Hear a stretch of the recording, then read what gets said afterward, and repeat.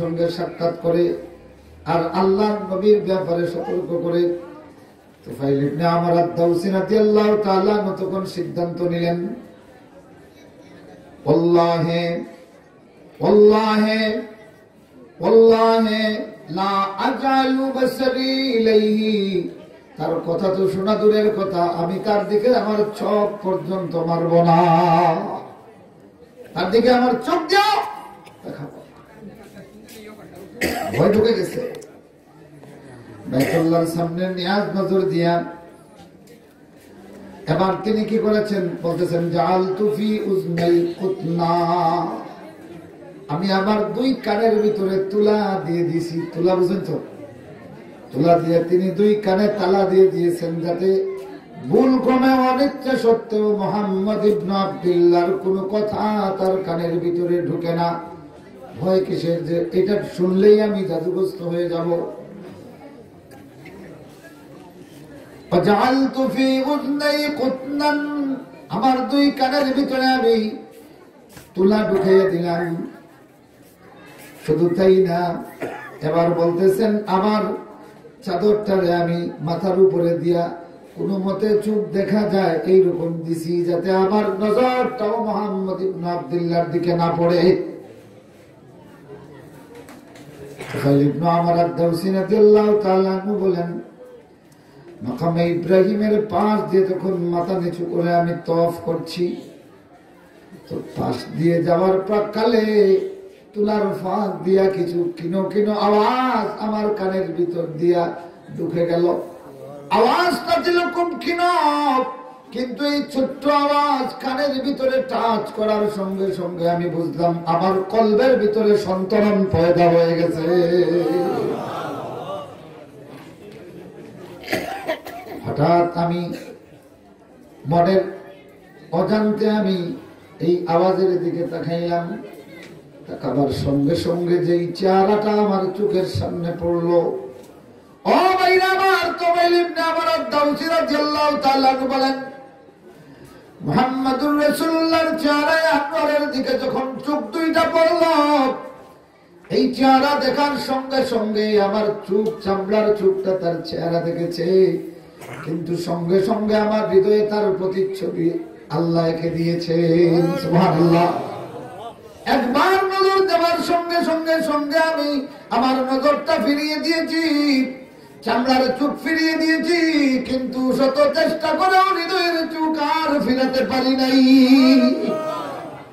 আমার হৃদয় থেকে বারবার বলা হলো, এত কোনো জাদুকরের চেহারা হতে পারে না, এত কোনো মৃত্যুকের চেহারা হতে পারে না, এত কোনো গণকের চেহারা হতে পারে না, যার চেহারার দিকে একবার তাকিয়ে বুঝতে পেরেছি যেন আল্লাহ তামাম দুনিয়ার ভালোবাসা তার চেহারার মধ্যে ঢেলে দিয়েছেন। সূরতে ইউসুফ বেদারি হিকমতে লুকমান মা, সূরতে ইউসুফ বেদারি হিকমতে লুকমান মা, কারিয়ে কুরআন বারি এ দিলে শাদমান মা। আল্লাহ। আমার ভাইরা, হযরত তুফাইল ইবনে আমর আদ-দাওসী রাদিয়াল্লাহু তাআলা বলেন, পরের চক্কর এবার আমি টেস্ট করে দেখলাম যে তুলাটা আগের মতো ঠিক আছে কিনা, যাতে আর কোনো শব্দ না ঢুকে। আমি তুলার মধ্যে চাপ দিই, কিন্তু আমার হৃদয় যেন আবার বারবার বলে, কথা যা শুনেছ এমন কথা তো তোমার জীবনে কোনোদিন শোনা নাই। আল্লাহ, তিনি তো সাহিত্যিক মানুষ, আদি। সুবহানাল্লাহ। এবার যাওয়ার প্রাক্কালে আরো কিছু কিনো শব্দে তার কানের তুলা দিয়া ফাঁক দিয়া কিছু আয়াতে করিমা ঢুকে গেল। এবার তিনি জেগে উঠলেন আর বললেন, সাকুলাক্কা উম্মুক। এটা আরবি, তোর মা, তুই মরিয়া তোর মার বুক খালি হোক। কথা বুঝেছেন? নিজেকে তিরস্কার করছে যে তোর কি হলো, তুই তো তুফাইল ইবনে আমর আদ-দাওসী, যে বড় বড় সাহিত্যিকদের কবিতা, গল্প, এগুলোর তনকিদ করো, এগুলি তুমি সমালোচনা করো, দুষ্টুটি বাহির করো। আর কোথাকার মোহাম্মদ ইবনে আব্দুল্লাহ জীবনে কোনোদিন কোন কবিও ছিল না, সাহিত্যিক নয়, তার কথা শুনে ভয়ে তুমি কানে তুলা দিয়েছো। কানের তুলা খুলো, খুলে এগুলি শোনো, ভুল ধরে দেখাইয়া দিবে। আল্লাহু আকবার। এখন তার ব্যক্তিত্ব পয়দা হয়ে গেল যে আমি তো এত অশিক্ষিত না। হযরত তুফাইল ইবনে আমর আদ-দাওসী বলতেছেন, আবাল্লাহু ইল্লা আন ইউসমিআনি। আল্লাহু আকবার বলেন। আমি কানের ভিতরে তুলা ঢুকাইলাম, কিন্তু আবাল্লাহু ইল্লা আন ইউসমিআনি, আমি শুনতে চাই না, কিন্তু আল্লাহ অস্বীকার করে বললেন না, শোনাই লাগবে। সুবহানাল্লাহ, আমাকে শুনিয়েই চাইলেন। আল্লাহু আকবার। এবার আমি কানের তুলা সরাইয়া দিলাম। যেমন কি কথা, যেই কথার মধ্যে এমন জাদু আছে, পাল্টা আরো সুন্দর কথা বলা দিয়ে তার জাদুর জবাব দিয়ে দিব। হযরত তুফাইল ইবনে আমর আদ-দাওসী রাদিয়াল্লাহু তাআলা বলেন, এবার তুলা যখন খুলে দিলাম, রুকনে ইয়ামানির কাছে আসার পরেই তো মধুময় কোরআনের সুর আমার কানে বাজতে থাকলো। আল্লাহর কসম, বাইতুল্লাহ তওয়াফের কথা ভুলে গেলাম। মুহাম্মদুর রাসূলুল্লাহর তিলাওয়াতের আওয়াজ আমাকে এমন ভাবে টানলো, কদম সামনের দিকে যাচ্ছে, কিন্তু কলব আর কান আল্লাহ রাসূলের কাছাকাছি হইয়া মাকামে ইব্রাহিমের কাছে মুহাম্মদুর রাসূলুল্লাহর পিছনে গিয়ে দাঁড়িয়ে গেলাম। কতক্ষণ দাঁড়ালাম আমি জানি না। মুহাম্মদুর রাসূলুল্লাহ তিলাওয়াত শেষ করলেন, তারপরে দেখলাম আমি তার একেবারে পিছনে দাঁড়িয়ে আছি। সুবহানাল্লাহ। এরপরে আল্লাহ রাসূলের কাছে বায়াত করলেন, রাসূলুল্লাহর কাছে গেলেন, বাড়িতে বায়াত করলেন। সুবহানাল্লাহ পড়েন। আল্লাহর কোরআন মানুষের কলবে তাসির করে কিনা? কথা বলেন, তাসির করে তো? এই আল্লাহর কোরআনটা হলো রাসূলুল্লাহর নবুয়তের এলান। নবুয়তের কি এলান? বর্তমানে রাসূলুল্লাহ দুনিয়াতে নাই, কিন্তু তার নবুয়ত কিয়ামত পর্যন্ত চলমান, ঠিক না? কিয়ামত পর্যন্ত যেহেতু রাসূলুল্লাহর নবুয়ত চলমান, বিদায় আল্লাহ রাসূলের নবুয়তের এলানও কি করে থাকবে? কিয়ামত পর্যন্ত চলমান। আর কোরআন হলো মুহাম্মদুর রাসূলুল্লাহর নবুয়তের এলান। কিভাবে? রাসূলুল্লাহ সাল্লাল্লাহু আলাইহি ওয়াসাল্লাম 40 বছর পর্যন্ত কুরাইশদের মধ্যে ছিলেন, কিন্তু নবুয়তের এলান দেন নাই। গারে হেরাতে যখন কোরআন নাযিল হয়ে গেল, ইকরা বিসমি রাব্বিকাল্লাযী খালাক, খালাকাল ইনসানা মিন আলাক, আল্লাহর কোরআন যখন নাযিল হয়ে গেল, এবার আল্লাহ রাব্বুল আলামিন বলেন, ইয়া আইয়ুহাল মুদ্দাসসির কুম ফানজির ওয়া রাব্বাকা ফাকাব্বির। আল্লাহু আকবার। ও ভাইরা আমার, সাইয়্যিদুল আম্বিয়া আশরাফুল আম্বিয়া মুহাম্মদুর রাসূলুল্লাহ 40 বছর পর্যন্ত অপেক্ষা করেছেন, নবুয়তের এলান দেন নাই। আল্লাহর কোরআন যেদিন নাযিল হলো, সেই দিন থেকেই পৃথিবী শ্রেষ্ঠ নবুয়তের এলান পাইল। এই কোরআন হলো আল্লাহ রাসূলের নবুয়তের এলান। কুরাইশরা রাসূলুল্লাহ সাল্লাল্লাহু আলাইহি ওয়াসাল্লামকে বাধা দেওয়ার জন্য শারীরিকভাবে, মানসিকভাবে সব কিছু করেছে, কিন্তু আল্লাহর কোরআনের বিকল্প কোনো জবাব দিতে পারে নাই, যার কারণে মুহাম্মদুর রাসূলুল্লাহর নবুয়তকে তারা গায়েব করতে পারে নাই। যেমন আবু জেহেলের এক বন্ধু ছিল, আখনাস বিন শুরাইক। তো একান্তে বসে আখনাস বিন শুরাইক জিজ্ঞাসা করলো, ইয়া আবাল হাকাম, ওমা রাআইতা আন মুহাম্মদ, মুহাম্মদ সম্পর্কে তুমি কি মনে করো? আবুল হাকাম বলল, ইন্নাহু নাবিয়্যুন হক, সে নিশ্চিত একেবারে বাস্তব আল্লাহর নবী। সুবহানাল্লাহ। আখনাস বিন শুরাইক বলল, তাইলে তো ওনার হাতে বায়াত করি আমরা, তুমিও করো, বাস আমাদের গোত্রীয় দ্বন্দ্ব শেষ হয়ে গেল, কুরাইশদের মধ্যে এই গোষ্ঠীর ভিতরে ফিতনাটা দূর হয়ে গেল। তখন আবুল হেকম ওরফে আবু জেহেল বলতেছে ঘটনা এখানে না, খুব খেয়াল করে শুনবেন, আকলমনকে দিয়ে সেটা বসো, ঘটনা এখানে নয়। মুহাম্মদ ইবনে আব্দুল্লাহ নবীউন হক, যথার্থ বাস্তব নবী, সত্য নবী, এতে কোনো সন্দেহ নাই। কিন্তু আসল ঘটনা হলো বনু হাশিম আর আমার গোত্রের মধ্যে সেই যুগ যুগান্তর থেকে প্রতিযোগিতা চলতেছে, মুসাবাকা চলতেছে। এই প্রতিযোগিতার দৌড়ে বনু হাশিমের ঘোড়ার কদম আর আমার কওমের ঘোড়ার কদম সমানে সমান। এরা যখন কোন হজ যাত্রীর জন্য বড় সিন্নি করিয়া দেয়, আমরা পাল্টার একটা বড় সিন্নি করিয়া সমান হই। হ্যাঁ, এরা যখন কোন লড়াইয়ের ময়দানে 20 জন শ্রেষ্ঠ যোদ্ধা দেয়, আমরাও আমাদের 20 জন শ্রেষ্ঠ যোদ্ধা দেই। এরা যখন জাতির জন্য বড় ধরনের কোন অনুদান দেয়, আমরা অন্তত সমপরিমাণ অনুদান দেই। এইভাবে নেতৃত্বের ময়দানে তাদের ঘোড়ার এবং আমাদের ঘোড়ার কদম প্রতিযোগিতায় এখন সমানে সমান। কিন্তু মুহাম্মদ ইবনে আব্দুল্লাহরে যদি আমরা নবী ঘোষণা দিয়ে দেই, এই যে বনু হাশিমের কওমের ঘোড়ার কদমটা সামনে যাবে, আর কোনদিন তাদের সমান হতে পারবো না। আখনাস বিন শুরাইক একটু এক দিশা, সে বলল অসুবিধা কি, আরে তোমাদের কওমের একজনকে নবী ঘোষণা দিয়ে দাও, বস সমানে সমান হয়ে গেলে। আবুল হেকম ওরফে আবু জেহেল বলল, এটা তুই বলার আগে তো আমরা চিন্তা করেছিলাম, কিন্তু লোক পাইতেছি না। আল্লাহু আকবার।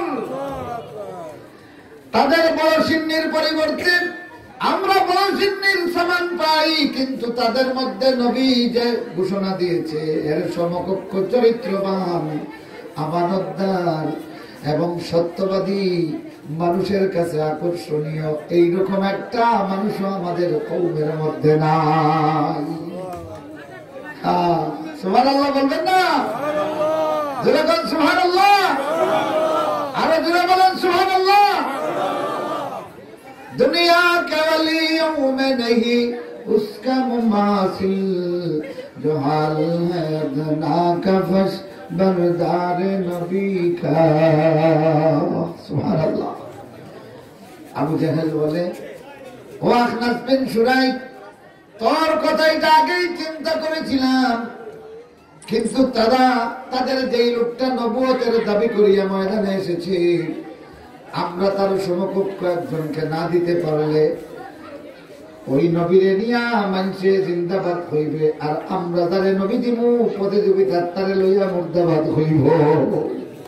হ্যাঁ, বুড়ার লোকে প্রতিযোগিতা যদি ছাগল লইয়া দেন কি পুরস্কার লইয়াই পারা কিতা মাতই না। ঘোড়দৌড় প্রতিযোগিতা আপনি গাদা এগুলো লইয়া দেন কি, হ্যাঁ মাতই না, প্রতিযোগিতা দেখুন বরং বেজেতে বাড়ি বাড়ি যদি উল্টিয়া খামড়াইয়া আপনার 14 গোষ্ঠী শেষ করল। আপনার গাদারে খাসিয়ত হইল, খামড়ানি শুরু করে খালো, মাইসর আপনার কাপড় তলে খামড়ানি শুরু করে খালো। এটা গাদার বৈশিষ্ট্য। গাদা নাই তো আপনারা মাতন না, নাইনি। আল-হিমারু মিনাল আনআমি ওয়া মিনান নাস। ভাবিতে বুঝছেন, আর বুঝার দরকার নাই, বুঝেননি? গাদায় খামড়ায় খালো, কুচ্ছু বোঝে না, মনে করে কাপড় তলে খামড়াইলে কাবু করলেই মু, বুঝেননি? তো আপনার কাপড় তোলাইয়া কেউ যদি খামড়ানি শুরু করে, আপনার ইজ্জত যাইব না তার ইজ্জত যাইব? কথা বল না এটা। আমার ভাইরা, আমার বন্ধুরা, আখনাস বিন শুরাইকের প্রশ্নের জবাবে আবুল হেকম বলে, ও আখনাস বিন শুরাইক, আমাদের মধ্যে এরকম একটা লোক নাই দরিনে আমার কথায় গোটা কুরাইশ ছুটে বসে, কিন্তু আমি যদি নবুয়তের দাবি করি কেউ মানবনি। আখনাস বিন শুরাইক বলে, তোমারে অনেক অনুগত্য করি, কিন্তু তুমি নবুয়তি দাবি করলে আমিও মানতাম না। আমার বন্ধুরা, আমার ভাইরা, রাহমাতুল্লিল আলামিন সাল্লাল্লাহু আলাইহি ওয়াসাল্লাম এর বিভিন্ন ভাবে তারা বিরক্ত করেছে, কিন্তু আল্লাহর কোরআনের বিকল্প তারা দিতে পারে নাই। আল্লাহ রাসূলের চরিত্রের বিকল্প তাদের মধ্যে ছিল না, আল্লাহ রাসূলের আখলাকের বিকল্প কোনো মানুষ তাদের মধ্যে ছিল না, যার কারণে মুহাম্মদুর রাসূলুল্লাহ সাল্লাল্লাহু আলাইহি ওয়াসাল্লামকে মোকাবিলা করতে পারে নাই। এবার আবুল হাকম বলল, শোন, আমি যদি নবুয়তি দাবিও করি, কিন্তু মুহাম্মদ ইবনে আব্দুল্লাহ যেই কোরআন তিলাওয়াত করে এইটা পাইব কই? আল্লাহু আকবার বলেন। তাইলে বোঝা গেল সেই সময়কার কাফেররাও বলেছে এইটা বুঝতো যে মুহাম্মদুর রাসূলুল্লাহর মতো নবুয়তির দাবি করব, কিন্তু কোরআন পাইব কই? আল্লাহু আকবার। আর তাদের বিশ্বাস ছিল কোরআন না পাইলে নবুয়তের দাবি কার্যকরী হবে না। ও ভাইরা আমার, যার কারণে কিয়ামত পর্যন্ত আল্লাহর কোরআন হলো রাসূলুল্লাহর নবুয়তের এলান। বর্তমান পৃথিবীতে যারা বড় বড় শিক্ষিত গায়ক, নায়ক, বিজ্ঞানী, দার্শনিক, অধ্যাপক, খ্রিস্টান থেকে, ইহুদি থেকে, বৌদ্ধ থেকে, বিভিন্ন ধর্ম থেকে, হিন্দু থেকে মুসলমান হয়, তাদের সাক্ষাৎকার পড়িয়া দেখবেন সকলের একটা বক্তব্য, আল্লাহর কোরআন পড়িয়া আমি মুহাম্মদুর রাসূলুল্লাহ রিসালাতের সন্ধান পেয়েছি। মুআজ্জাজ হাজিরিন, রাসূলুল্লাহর একটা হাদিস দিয়ে আমি শুরু করছি, মনে আছে নি আপনারা? রাসূলুল্লাহ সাল্লাল্লাহু আলাইহি ওয়াসাল্লাম একদিন বলেন, লম্বা হাদিস আমি অংশ বিশেষ করেছি, যে আমাকে আল্লাহ পাক মুসা আলাইহিস সালামের লৌহ থেকে, মানে তাওরাত থেকে একটা জিনিস দিছে। বস কইছে নি আপনারা? দোয়া বললেন, কথা বলছেন। রাসূলুল্লাহ একদিন ফরমাইলা, আল্লাহ পাকে লৌহ আলওয়াহে মুসা থেকে আমারে একটা জিনিস দিছে। তো আপনারা বুঝে গেছেন কিতাব, বুঝতা কিতাব হইতে তো, হ্যাঁ, কি জিনিস দিলা? আল্লাহ কইছে মুসা আলাইহিস সালামের তাওরাত রে, এগুলা তখতির মধ্যে জবরজুদের হরফ দিয়া লেখিয়া, জবরজুদ পদার্থ দিয়া হরফ দিয়া লেখিয়া মুসা আলাইহিস সালামের কাছে আল্লাহ পাঠাইছেন। বলে তোরে 40 দিন ইতিকাফ করার পরে ঐতিহাসিকরা লেখছেন বিভিন্ন রিওয়ায়াত থেকে, যে এই যে আলওয়াহগুলি আল্লাহ দিয়েছিলেন, তাওরাত লেখা আলওয়াহ, তখতিগুলি, এটা দুনিয়াতে কোন বাহনের উপর দিলে 10টা উটের বোঝা হয়ে যেত। 10টা উটের, এক উটে মিনিমাম 10 মণ বহন করতে পারে। তো সেই হিসাবে 10টা উটের যদি বোঝা হয় তাওরাত শরীফ, তাইলে কত মণ মিনিমাম? হ্যাঁ, 100 মণ, 10 × 100 মিনিমাম। কিন্তু মুসা আলাইহিস সালাম তো কোন উট নিয়ে যান নাই। মুসা আলাইহিস সালামে এই আলওয়াহগুলা নিজের কাঁধে করে নিয়ে এসেছেন। সুবহানাল্লাহ বলেন না? তো নবী আলাইহিমুস সালাম অন্যান্য সাধারণ মানুষের চেয়ে তাদের জিসমানি কুওয়া আল্লাহ পাক অনেক বেশি দিয়েছিলেন, এটা ঠিক। ওই মুসা আলাইহিস সালাম হালকা একটা চড় মারছিলেন, একটা কিপ্তি ছটপট হয়ে মারা গেছে। সুবহানাল্লাহ, সুবহানাল্লাহ। হিজরত করলেন মাদিয়ানে, ওই এক গাছের নিচে বসিয়া বসিয়া তামসা দেখতেছেন দুইটা নিরীহ মহিলা। দীর্ঘ সময় ধরে পানির কুয়ার কাছেও যাইতে পারে না ভিড়ের কারণে। বড় বড় শক্তিশালীরা গিয়া বালতি দিয়া ঠেলাঠেলি করিয়া আনে, এই মহিলারা আগায় আবার পিছনে চলে আসে। তো আল্লাহর নবী তো অন্যায় দেখলে পরে তখন অবস্থা কি? মুসা আলাইহিস সালাম গাছের পাতা খাচ্ছেন, কোনো খাবার নাই। আর রাসূল সাল্লাল্লাহু আলাইহি ওয়াসাল্লামের একটা হাদিস হলো, আল্লাহ পাক মুসা আলাইহিস সালামকে এত সৌন্দর্য দিয়েছিলেন যে তিনি যখন কাপড় খুলতেন তখন তার চামড়া এত সাদা এত স্বচ্ছ ছিল যে পানি খাইলে ভিতরে পানি খাদ্য নালে দিয়ে যে পানি যাচ্ছে এটা দেখা যেত। সুবহানাল্লাহ, সুবহানাল্লাহ, সুবহানাল্লাহ।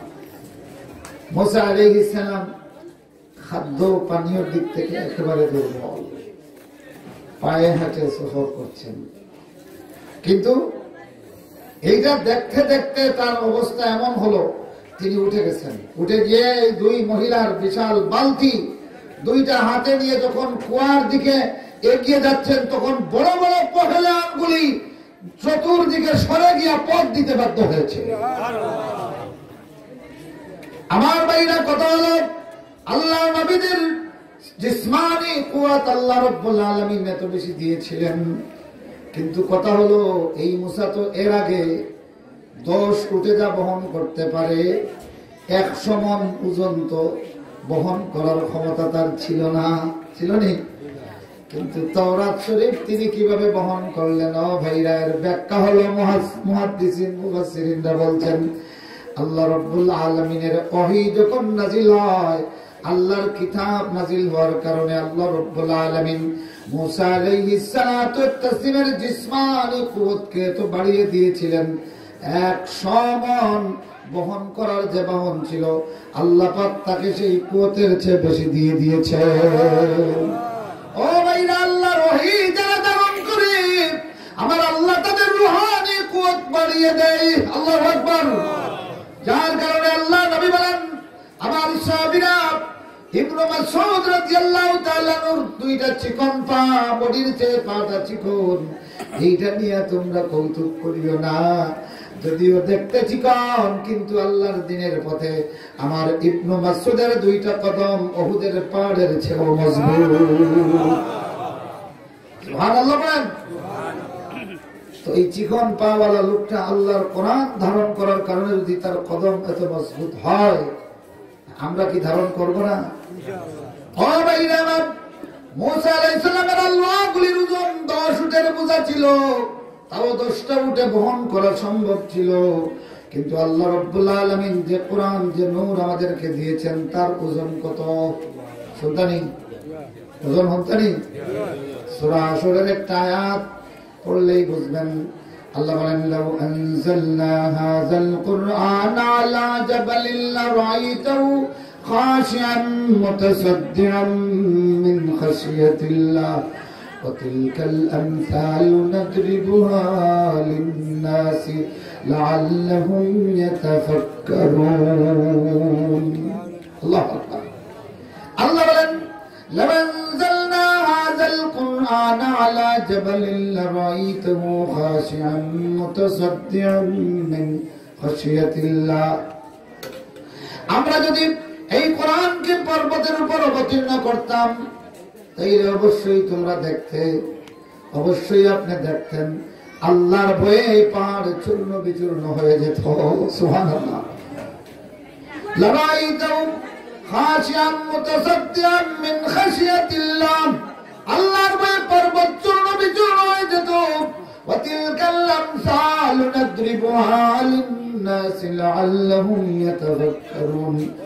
আর এই মিসালগুলি আমি পেশ করলাম যাতে যুগ যুগান্তরে তামাম পৃথিবীর মানুষ ফিকির করতে পারে, বুঝতে পারে আল্লাহর কোরআনের ওজন আর পাওয়ার কত বেশি। সুবহানাল্লাহ। ও ভাইরা আমার, হযরত মুসা আলাইহিস সালাতু ওয়াত তাসলিম তুর পর্বতে যখন আল্লাহ রাব্বুল আলামিনের সঙ্গে তার কথাবার্তা শুরু হলো, তিনি একটা আগুন দেখলেন। ফালাম্মা রাআ নারা ক্বালা লিআহলিহিম কুসু ইন্নী আনাস্তু নারান লাআল্লি আতীকুম মিনহা বিখাবারিন আও আজিদু আলান নারি হুদা। মাশাআল্লাহ। আমি তবে আমার উদ্ধার করে দিয়েছেন। আমি হাফিজ না, নামে হাফিজ, আমি হাফিজ গালাত আছে।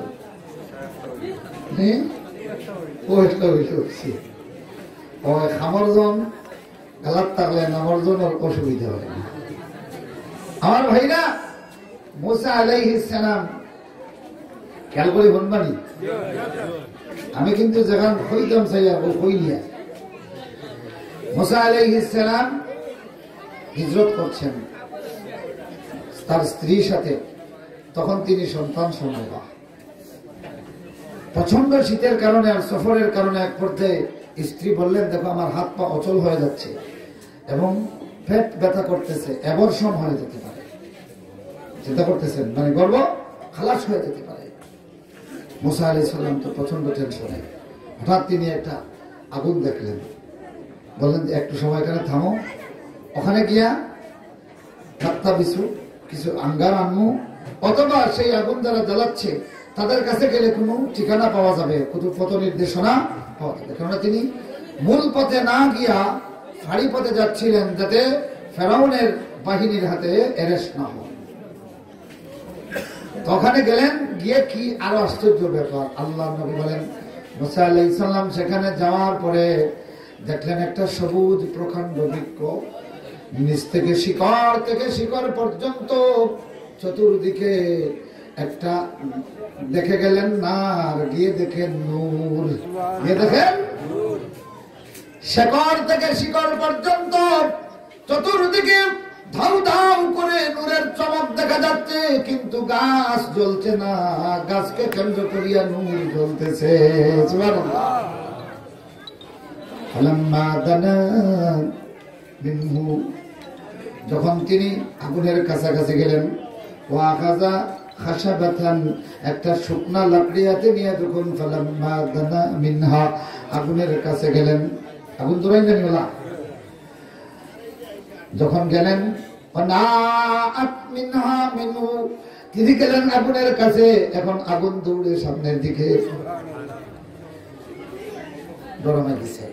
কিতামাইছে ইলা আপনারা দেখলে কিলা ডরমাইব, যেমনে খালি দেখবার লুকা গালাত গেলাম, এখন আগুই কেউ লুকায় দৌড় তুলছে, হিবা দৌড়ার আগে করে দি দৌড়িয়া খুশিয়ে রাত ভরবা না, মাসুক আলো ভরবা আল্লাহ ছাড়া কেউ জানে। মুসা আলাইহিস সালামের খবর, তিনিও পিছনের দিকে চলে আসলেন, তিনি পিছনের দিকে আসেন, এখন দানাত ইলাইহি, তিনি পিছনে গেলে আগুন তার কাছে আসে, আর তিনি আগুনের কাছে গেলে আগুন তার থেকে দূরে সরে যায়। আল্লাহ বললেন ফাখলানা আলাইক, মুসা জুতা খুলো, ইন্নাকা ফিল ওয়াদিল মুকদ্দাসি তুয়া, তুমি পবিত্র উপত্যকায়, ইন্নানি আনাল্লাহু লা ইলাহা ইল্লা আনা ফা'বুদনি ওয়া আকিমিস সালাতা লিযিকরি। সুবহানাল্লাহ।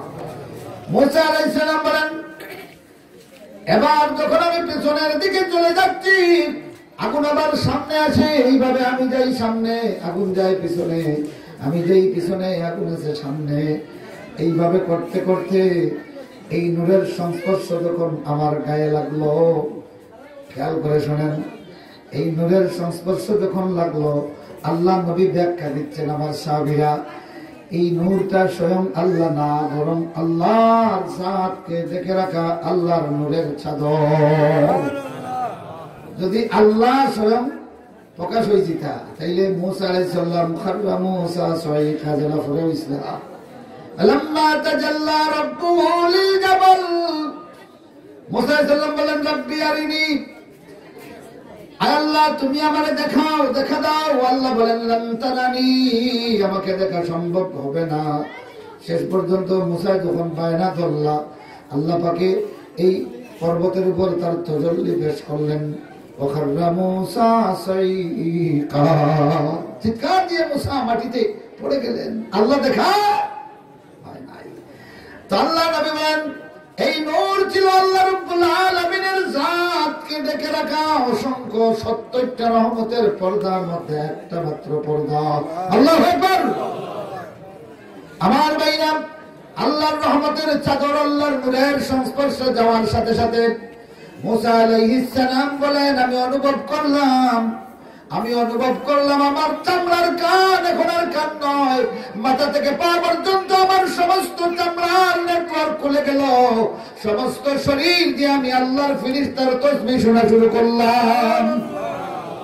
ফেরেশতার তাসবিহ যখন শুরু হলো, মুসা আলাইহিস সালাম তাসবিহ পড়েন লা ইলাহা ইল্লাল্লাহ লা ইলাহা ইল্লাল্লাহ লা ইলাহা ইল্লাল্লাহ লা ইলাহা ইল্লাল্লাহ। আল্লাহর নূরের কাছাকাছি হইয়া আল্লাহ নবী মুসা আলাইহিস সালাম বলেন, তখন আর আমি শুনলাম, মানুষ শুনে চামড়ার কান দিয়া আমি অনুভব করলাম আমার সমস্ত শরীরের চামড়া যেন কান হয়ে গেছে। সুবহানাল্লাহ। এখন হাত দিয়েও শুনি, মাথা দিয়েও শুনি, নাক দিয়েও শুনি, চোখ দিয়েও শুনি, আমার শরীর তো সমস্ত শরীরের ফেরেশতাদের তাসবির নেটওয়ার্ক জারি হয়ে গেল। শুধু কান দিয়ে নয়, সমস্ত শরীর দিয়ে অনুভব করলাম আল্লাহর রহমতের ফেরেশতাদের তাসবিহ। সুবহানাল্লাহ। ওইরা আমার মুসা আলাইহিস সালাম তুর পর্বতে আল্লাহর নূরের কাছাকাছি হইয়া তার চামড়ার কান খুলে গিয়েছিল, কিন্তু আল্লাহ আমাদেরকে এমন একটা কিতাব দিয়েছেন, এই কিতাবের সংস্পর্শে আসলে পরে আল্লাহ বলতেছেন মানুষের চামড়ার মধ্যে শিহরণ তৈরি হয়, আর এইভাবে চামড়ার কান নয়, সমস্ত শরীরের নেটওয়ার্ক করে যায়, কলব দিয়া আল্লাহর কোরআনের মজা অনুভব করা যায়। আল্লাহু নাযালা আহসানাল হাদিস কিতাবান মুতাশাবিহান মাসানি তাখশাইরু মিনহু জুলুদুল লাযীনা ইয়াখশাউনা রাব্বাহুম সুম্মা তালিনু জুলুদুহুম ওয়া কুলুবুহুম ইলা যিকরিল্লাহ। আল্লাহু আকবার। ইন্নামাল মুমিনুনা আল্লাযীনা ইযা যুকিরাল্লাহু ওয়াজিলাত কুলুবুহুম وإذا تليت عليهم آياته زادتهم إيمانا وعلى ربهم يتوكلون। ও ভাইরা আমার, আল্লাহর কোরআনের বয়ান বন্ধ করিও না রে, আল্লাহর কোরআনের বয়ান থেকে বক্তার শ্রোতারে নিষেধ করিও না। হাফিজুর রহমান গুনাহগার হতে পারে, বেইলিম হতে পারে, কিন্তু শোনো শোনো, আল্লাহর কোরআনের কথা বন্ধ করার চেষ্টা করিও না। আল্লাহর কোরআনের বক্তাকে নিষেধ করা মানে আল্লাহর নবীর নবুয়তের এলানকে বন্ধ করে দেওয়ার শামিল। ধরে খান ঠিক কিনা? আমার বন্ধুরা, আমার ভাইরা, রাহমাতুল লিল আলামিন সাল্লাল্লাহু আলাইহি ওয়াসাল্লামের উপর যখন বড় বড় অভিযোগ আসতো, কোরআন শরীফ বাইর করে দেখেন অন্তত 50টা নজির আমার জানা আছে। আল্লাহ রাসূলের উপর খুবই যন্ত্রণার কাতর অবস্থা, এরা খুবই সঙ্গীন অবস্থা করে দিয়েছে। আল্লাহ কোরআন নাজিল করিয়া তাসাল্লি দিয়েছেন, আল্লাহ রাসূলের আর কোনো যন্ত্রণা থাকে না। সুবহানাল্লাহ, সুবহানাল্লাহি ওয়া বিহামদিহি, সুবহানাল্লাহিল আযীম। আমার ভাইরা, এটা বোঝা গেল আল্লাহর কোরআন হলো আল্লাহর